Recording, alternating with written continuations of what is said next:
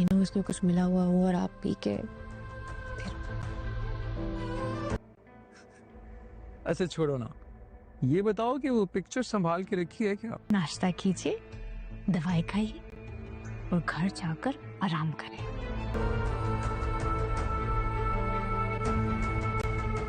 ये चाय देख के पीजिएगा। लगता है आज भी दिलो दिमाग पे सवार हूँ तुम्हारे। Shut up. आबिद साहब ने आखिरी कॉल अपने भाई को करी थी। इसमें उन्होंने साफ साफ बोला था कि तुम्हारी बीवी और बेटी की वजह से मेरे घर का शराजा बिखर चुका है। उनको असल बात तो नहीं पता, लेकिन जब वो ये बात आयजा से पूछेंगे तो आयजा से साफ साफ कह देगी कि आपको इन बातें पढ़ने की जरूरत नहीं है। आप कैसे पाप हैं, आपको अपनी बेटी के घर का कोई ख्याल नहीं है कि उसका घर खराब हो सकता है। आप कुछ भी मत करें, आप सिर्फ और सिर्फ दवा खाएं और नाश्ता करें और अपने घर जाके आराम करें। ये बात सुन के बहुत अफसोस होता है। वो काफ़ी हैरान भी होते हैं कि अपनी बेटी को क्या समझते हैं, तो वो किस किस्म की बातें कर रही है।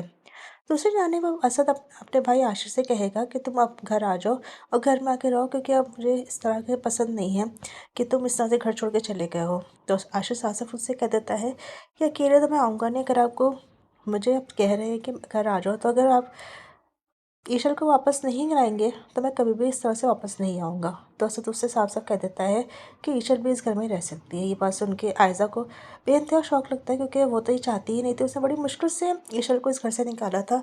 अब दोबारा असद की वजह से ईशल घर आ जाएगी।